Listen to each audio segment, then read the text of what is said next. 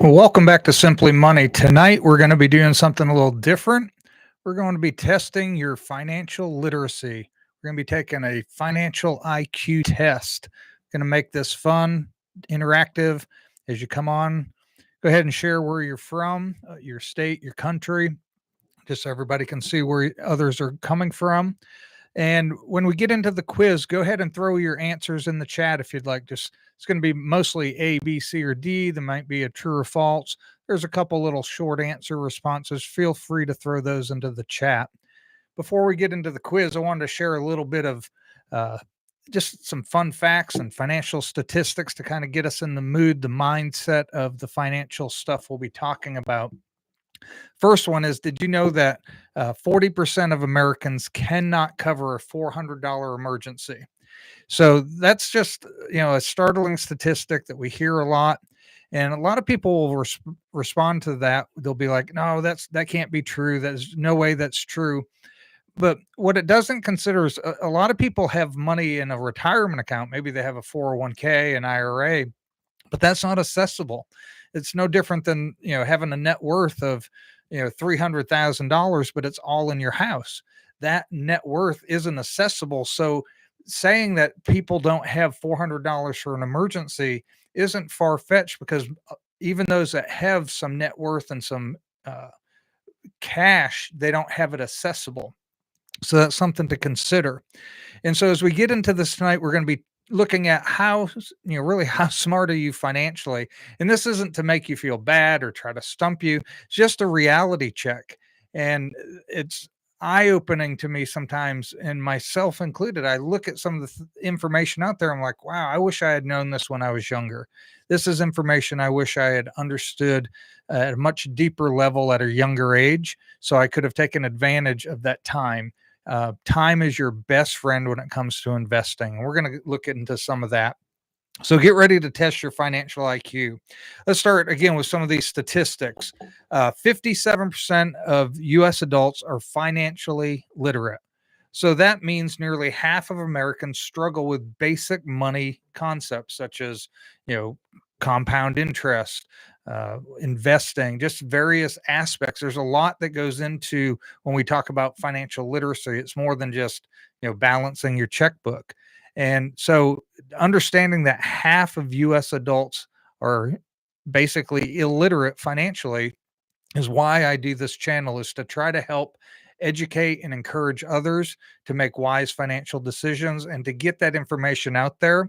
And this isn't going to be the most in-depth channel you'll ever find. There's people that are far more in depth, but I think this touches at a very early stage for people, early on, beginners investing and learning, but it also goes into some deeper stuff. There's some videos available for people wanting to dive a little deeper.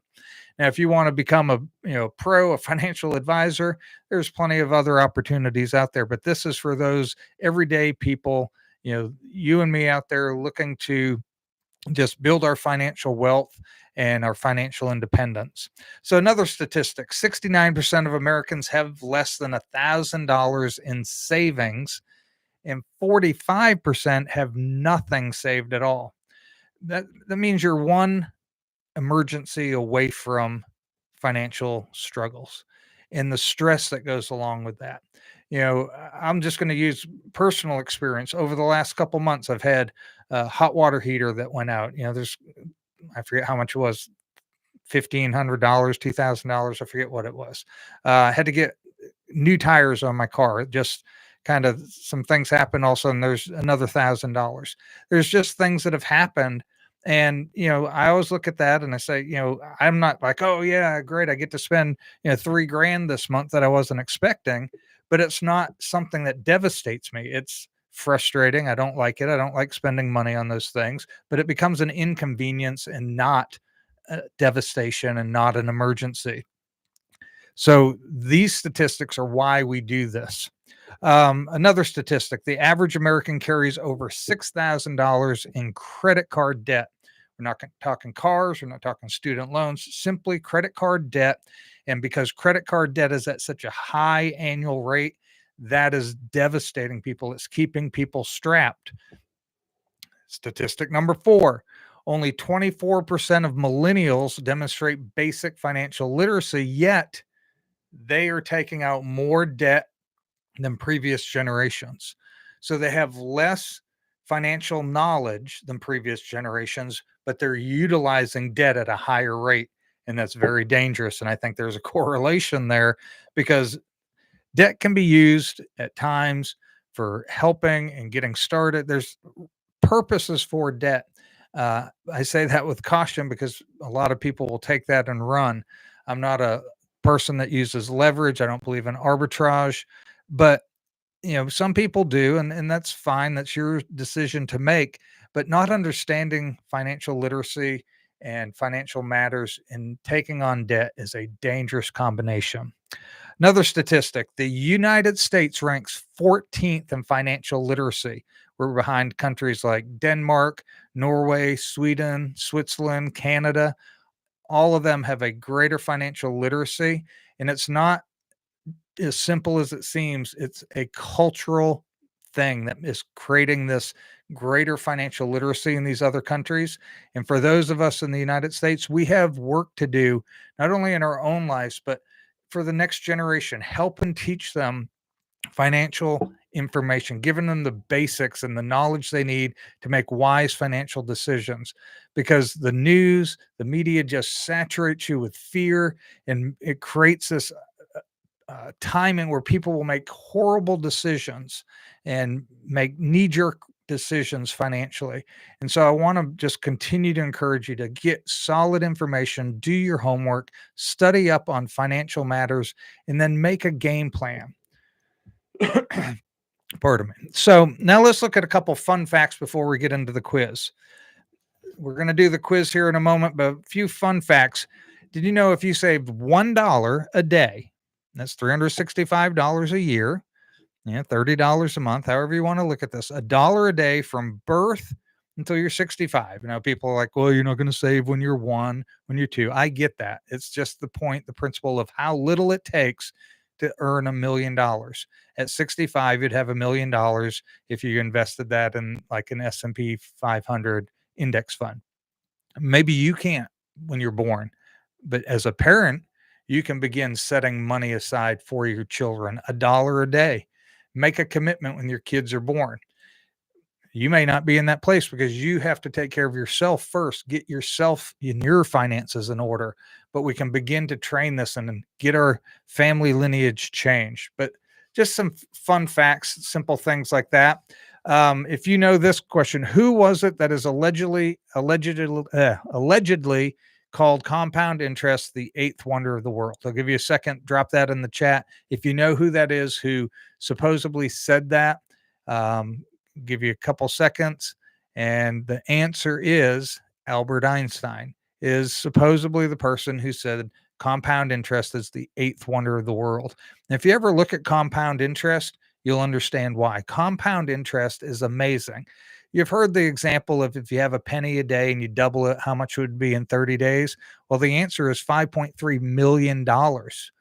And beyond just thinking about that doubling, the power of compounding, doubling a penny for 30 days, it would turn into $5.3 million. Think about it. After 10 days, you'd only have $5. After 20 days, you'd only have $5,000, a little over $5,000. So 2/3 of the way through, you only have $5,000. After 10 days, you only have $5. See, the compounding doesn't seem like a lot at first, and that's what keeps people from starting. They don't see the compounding impact because they're compounding smaller numbers, and that deters people from getting started. But if you waited for another 10 days from that 5,000 to that 30th day when you'd have 5.3 million, the power of doubling, the power of compounding is from time. And so the first 10 days, you don't see anything. The first 20 days, you don't see a whole lot. And that's very similar in years in compounding in your investments. A lot of people are like, oh, I'm not even going to bother. Maybe they started for a year or two, they invested money, they made the sacrifice, they made the commitment, but they're not seeing that compounding power because they're smaller numbers. It's like the penny after 10 days is $5. But if they hang on there for that 20, 30 years, that's when you begin seeing that power. After 25 days, or 25 years, I almost said, after 25 days, that penny doubled is only like $167,000, which is still great. Don't get me wrong. But the fact is that for the last 5 days is when you go from that 167,000 to that 5 million. That's the power, because at the end, that's where it begins to compound. Warren Buffett, you never would have heard of him if he retired when he was 65, because he was a millionaire. He had lots of money, but he wasn't the billionaire. He wasn't the as well known then as he is now, because the majority of his compounding has happened. Granted, he's lived to almost 100 years old, but the compounding has been huge these last few years, the last 10, 15 years, because he's had so much time compounding. Compounding is the eighth wonder of the world. Another statistic: the average lottery winner goes bankrupt within 3 to 5 years. So money management beats luck every time. Doesn't matter. And that's why statistically we said so many people can't deal with a $400 uh, emergency. It doesn't matter how much you make, it's how much you save, how much you keep. And a lot of people making six figures and above are living paycheck to paycheck. It's not just about the amount of money you make, it's about living within your means. Um, two more statistics or fun facts here. Last one, and then we'll do, or two more, then we'll do the quiz. The first ever credit card was created in 1950. It was the Diners Club. It was started for businessmen to be able to pay for meals without cash. In 1950, the credit card came out, and it's been downhill since for particularly us in the United States. And last statistic, or fun fact, in the 1950s, the average home price was $7,400. Don't we wish? Now, granted, you have, you know,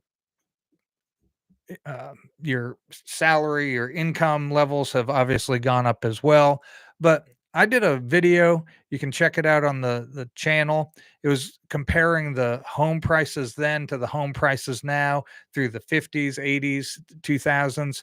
And yes, the amount you make versus the cost of a average house has gone up, meaning you make less than it cost. And so the ratio has changed dramatically.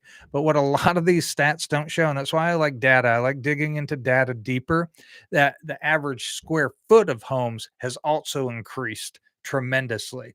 And so I broke it down in the video. And if you took the square footage to income ratio in the 50s to now, it has basically stayed the same. There's slight change. It's not huge, though. It's not the disparity that you hear in the news all the time and you hear about when people are talking about we can't afford housing nowadays. That's because in the 1950s, people didn't buy their first home wasn't 3,000 square feet. The average home wasn't 2,500 square feet. The average home was like 900 square feet. It's part of that is our consumerism, our needing bigger and better all the time. Those are just stats. Again, fun facts. Let's get into the quiz. As you hear the question, I'm going to share the screen here, and we will go to, let's see, find the screen share, sorry. And we're going to go down to this, get this started.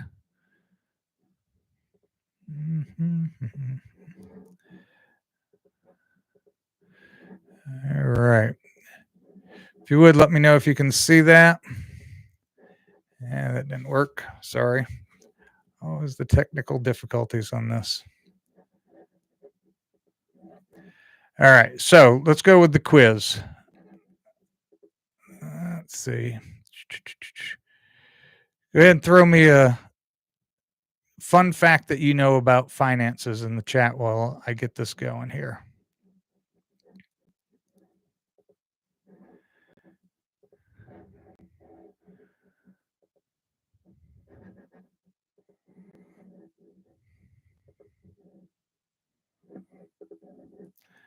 All right. So let's go with the quiz. I apologize. I'm going to just read these out.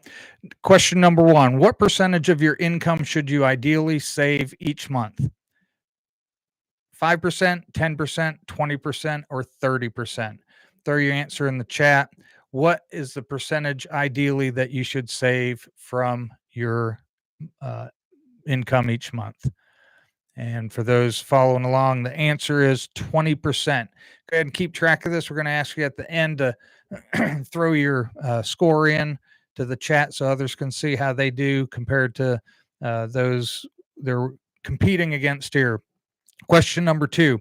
What is the 50-30-20 rule in budgeting? If you know what that is, 50-30-20 rule, just kind of write it out. Kind of, it doesn't have to be elaborate. Just kind of give your quick response to that. And I will basically give you the answer as we go. Letter B, that'd be 50% for essentials, 30% for wants, and 20% for savings. So we have to remember, and this is where people struggle, is differentiating between essentials and wants. There are a lot of overlap there that people, I think, get confused what's truly a want.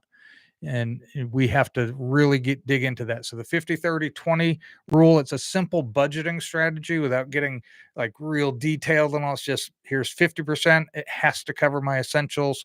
30% has to cover my wants, and 20% needs to cover my savings. Right. True or false? You should adjust your budget every time your income or expenses change. Expenses change. Maybe you need to get a new car and you have a loan now. Maybe you didn't have a loan before. You get a pay raise, or maybe you change jobs and you take a pay cut. Those are changes in your income expenses. True or false? You should update your budget every time that happens. And true. The reason is obviously if you don't adjust, you don't know what's going on. You have to give every dollar an assignment and keep track of that and continue to stay on top of it. Question number 4. What's the first expense you should prioritize in your budget? You have rent/mortgage, entertainment, vacations, or food. Now, this one may get a little controversy on the answer. What's the first thing you should prioritize in your budget? And the answer is actually A, rent or mortgage. And some people will say, no, food's more important. You need food to live. Yes, but food, you can adjust month to month. You can shop, you can change it. You can do things where once you lock into your mortgage or your rent, that's a set rate and you can't change that month to month. Now you can always downsize your home. Long term, you can adjust that, but month to month, you can't change that. You have to make sure that is taken care of. Food, you can make some adjustments. Maybe you don't eat out as much, or maybe you buy, non-name brand stuff. Different things you can do to adjust. You coupon, do a little bit more savings. You go to several different stores if need be. Lots of things you can do. So that's your first priority. Number 5, what's the main purpose? What's the main purpose of having an emergency fund? Talk about that a lot on the channel. So question number 5, what is the main purpose of having an emergency fund? And as you're thinking about that, writing that out, I shared that at the very beginning, a personal story, why it's important. It's to cover unexpected expenses, loss of job, medical bills, car repairs.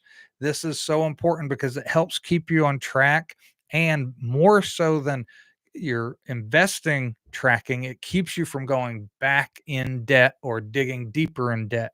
Our goal is to get you out of debt and not having an emergency fund. It seems blah, it seems boring to have, 3 to 6 months worth of income sitting in a bank account in a high yielding savings. Boring, boring, boring. But when the emergency comes, it is life saving on your finances. All right, so those are some of the questions there on basic money stuff. Now we're going to get into investing. What's the average annual return of the S&P 500 over the last 30 years? So if you look over the last 30 years, what is the average return? 5%, 7%, 10%, or 15%?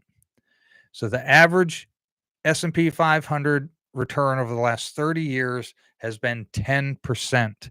So that's number 6. Question number 6 is 10%.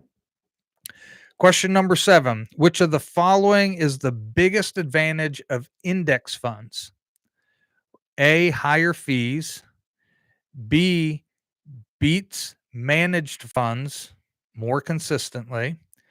C, there's no risk. D, diversification. Again, now this might be a little bit controversial on is uh, B or D. I'm going to give you a little clue on that. B being that it beats managed funds more consistently, or D, diversification. Now, I talk about index funds a lot and they are diversified, but they don't automatically diversify you. You can have an index fund that is all one sector, heavy in tech, or all, like SOXX, for example, it is all AI industry technology sector. So it's not diversified as a lot of people would think. Oh, I'm in an index fund, I'm automatically diversified.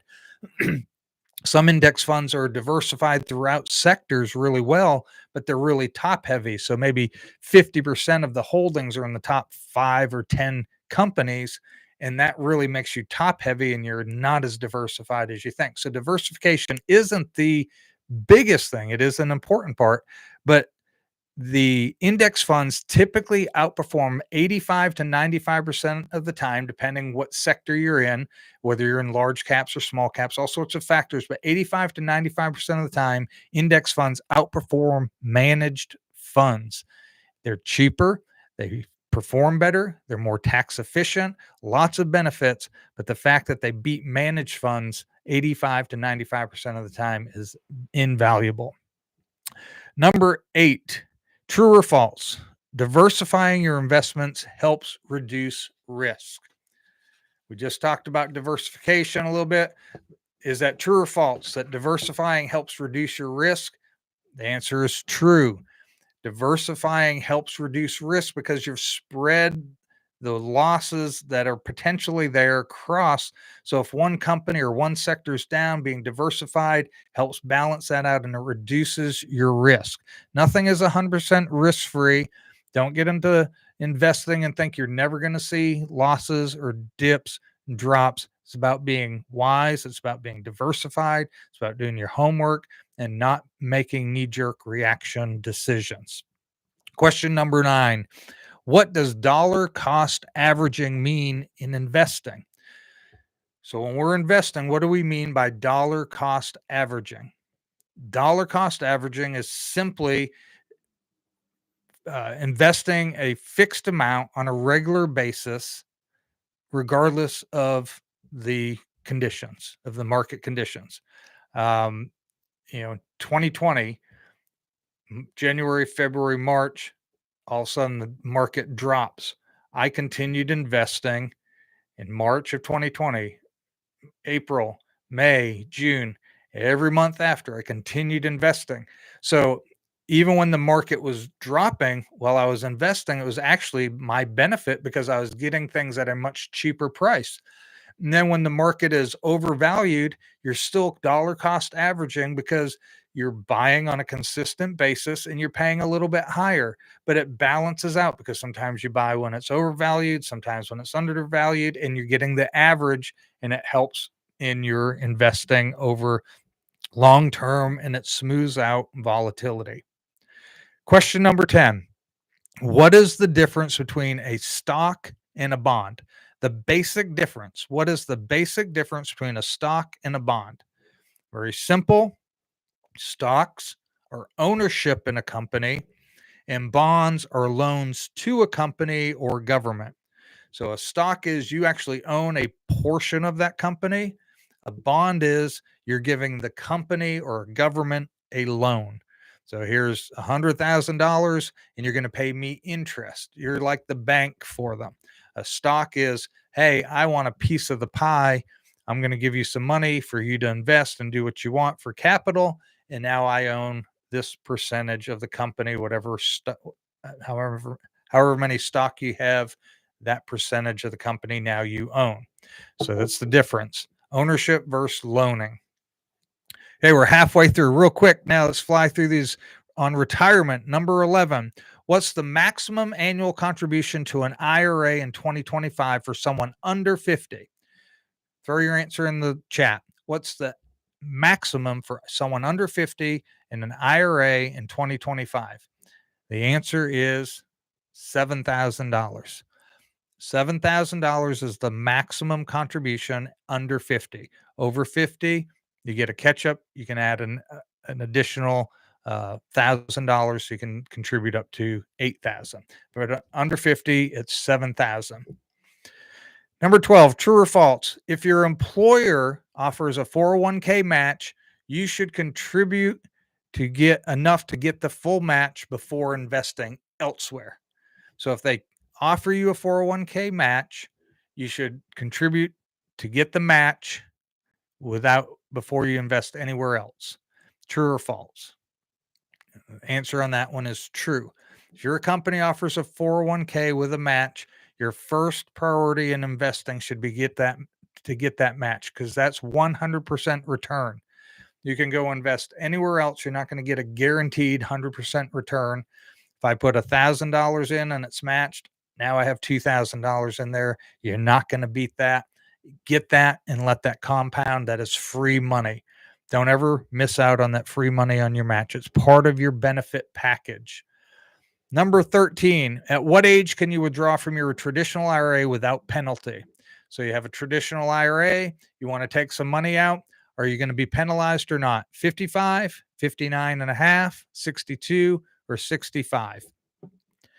What's the minimum age you have to be for an IRA without penalty? And that penalty is you're going to pay the tax, but you're going to pay a 10% fee on top of that. So imagine that you get $100,000 out and you're 50 years old and you're going to pay the tax on that for income for that year. And you're going to pay a 10% penalty, 10 grand, boom, off the top. That's a big chunk. That's a big penalty. So you have to be 59 and a half to withdraw from your IRA without penalty.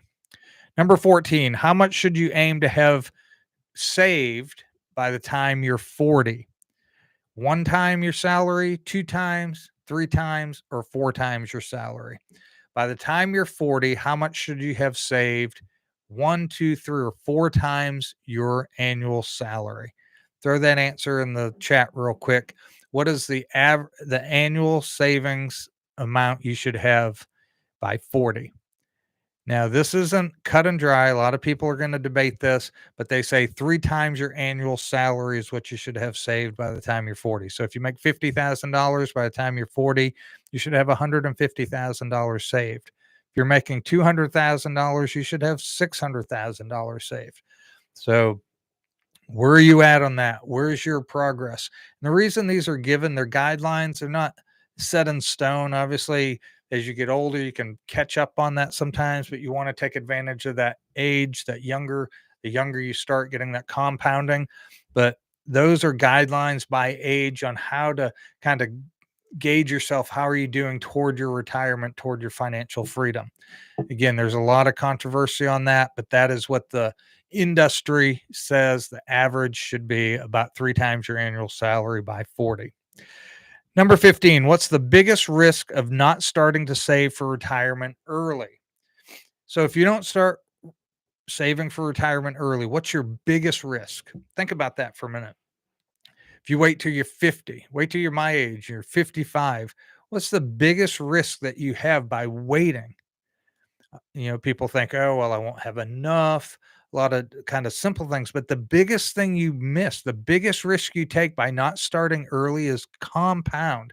Remember the example we gave of a penny doubled for 30 days. After 10 days, you only have $5. After 20 days, you only have $5,000. But after 30 days, you have $5.3 million. By starting early, you give compounding power. So the biggest risk you take by waiting is missing out on compounding. All right, round 4, the last few questions here. This is on money mindset and statistics. All right. Number 16, what percentage of millionaires are self-made according to studies? 30%, 50%, 80%, or 95%? What percentage of millionaires are self-made according to studies? 30, 50, 80, or 95%? According to studies, C, 80% are self-made, meaning they didn't inherit it. They didn't win the lottery, any of that stuff. They are millionaires because they were diligent, they had a mindset, they built habits, and they worked hard. 80% of millionaires are self-made. Those are from studies, that statistics that show that you can do it. It takes discipline and a mindset. Okay, true or false? Number 17, having a scarcity mindset can prevent you from taking calculated financial risk. Thinking about that, having a scarcity mindset can keep you from taking a financial risk. True or false? And that one is true, because having a scarcity mindset is like, oh, I can't do that, or that'll never happen. Oh, I'm never going to be able to retire. Oh, I'm never going to be able to do that. That's a scarcity mindset. You have to set your mind to what you can do and make a plan for it by saying, you know what, how can I reach millionaire status? How can I do this, instead of, oh, I'll never be able to do that? Those differences in mindset make a huge difference, because it allows you to make a game plan and take actionable steps. Number 18, what percentage of Americans live paycheck to paycheck? And we often think about paycheck to paycheck. We think of people who maybe aren't earning a lot of money, they're, lower income, different things. A lot of things come to mind when we think about that. But the number percentage of Americans living paycheck to paycheck, 20%, 40%, 60%, or 80%. What do you think? We're not talking about just people that make 30,000 a year. We're talking people that make 100,000 a year, $500,000 a year. What percentage of all Americans live paycheck to paycheck? And the answer is 60%. 60% of Americans live paycheck to paycheck. And I know that's hard to fathom for a lot of people. They're like, there's no way. If someone's making 50,000 and they're living paycheck to paycheck, they're like, if I made $100,000, there's no way I'd be living paycheck to paycheck. Well, the person making $100,000 living paycheck to paycheck saying, you know what, if I made $200,000 a year, I would not be living paycheck to paycheck. Yet there's people making $200,000 a year living paycheck to paycheck. Now, this isn't the same for everyone, but 60% of them, for a lot of people, the reason is maybe I make $200,000 a year, but I have a bigger house. It's called lifestyle creep. I get a bigger house. I get a fancier car. I get a second fancy car. Maybe I get a boat. I get a summer home. Doesn't matter how much money you have if you're not saving it. And so people are living paycheck to paycheck, and they're stressed. I read a story just the other day of a guy that makes, get this, 5 million a year. Big time finance stuff, making tons of cash. Cash is flowing in, but he's stressed because his bills at the end of the month, he's saving very little. Why? Because he's living the high life. He's living this rich life, and he's spending more. Look at athletes who make millions and millions of dollars. Then all of a sudden they retire, they get injured, they lose their career, and they're broke. Most people don't understand that. They're like, I make 50, 70, $80,000 a year. Like if I made $10 million for 3 years, eh, and then I couldn't work again, I'd be fine, because that's the mindset you have on what you're making. And you haven't had that lifestyle creep. You're not buying all the gold chains. You're not buying the fancy cars, the $1 million mansions. So it's hard for us to comprehend that, but that's the mentality. It depends where you're at. You're always trying to live a little higher than where you're at. And that's what gets us in trouble. Should be the other way around. This is where I'm at financially. This is my income source. I want to live a little bit below that. And as you make more, you can actually live further below that. And that gap is where you can really start investing and building, where you have passive income far exceeding your financial needs. All right. Number 19, if you invest $10,000 at a 7% annual rate, how much will you have in 10 years? $10,000, 7% annual return in 10 years. How much will you have? 14,000, 17,000, 20,000, or 25,000? Give you a clue. Use the rule of 72 if you remember what that is from one of our other videos. What's the rule of 72? You can double your money by taking the number of years and multiplying it by your interest rate, and that by 72. So 72 divided by your interest rate is how many years it will take to double your money. So if you're 7% interest rate, divide 72 by 7, approximately 10 years. So in 10 years, you'd have $20,000. It's an easy, quick way to do math on compounding and doubling your money. Last question, true or false? Compounding means earning interest on both your initial investment and the interest it generates. So think about that. True or false? Compounding means earning interest on both your initial investment and your investment interest. The answer is true. That's the power because you invest it, it makes interest. Now you're earning interest on that, and you get interest on that, interest on that. That's that doubling, that's that growth, that's that compounding power. That's, as Albert Einstein said, the eighth wonder of the world. And as you give it time, I want to hit it one more time as we get ready to close. If you give it time, that's when compounding works its magic. Don't look at it so hard when you're young, when you're first starting. Don't let that hinder you from starting.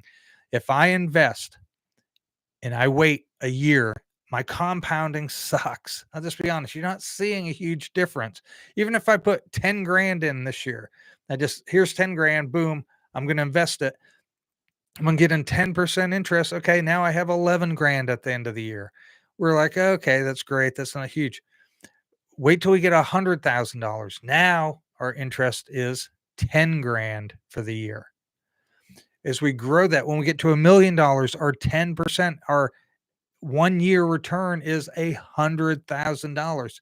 See, it's the time that you need to get to those. So when you're first starting out, like the penny, 1 penny after 10 days has doubled, you have $5.12. After 20 days, you have $5,000. You're not seeing that, but it's the time. And then you get the 5.3 million on the 30th day. Give it time. Don't let this discourage you. Don't let compounding discourage you early on because it needs time to work its magic, but be consistent. How'd you do on the quiz? Put your score down in the chat. Leave it for others to see. We can compare. How do we do compared to others? Bottom line is, it's up to us to learn, to grow, and it doesn't matter how much you know if you're not applying it, you're not putting it into practice, and you're not being consistent. And I'm telling you, we're in turbulent times right now in the news, the media, a lot of fear, speculation on what's going to happen in the market, and particularly talking to my younger viewers. Stand fast, keep investing, keep dollar cost averaging, keep putting your money in week after week, month after month, keep investing. If it drops, you're getting it on sale. If it gets overvalued, that's okay. It'll balance out over time. But in 10, 20, 30 years, this is going to pass, and you're going to have more of these in your life. You're going to see this over and over again. Turmoil in the world, turmoil in politics, turmoil and stuff creates news media frenzies and all sorts of sensationalism. Don't get discouraged. Don't let that hinder you from investing. Grow your financial literacy, become more financially savvy, and understand how you can make a change and how you can reach your financial freedom.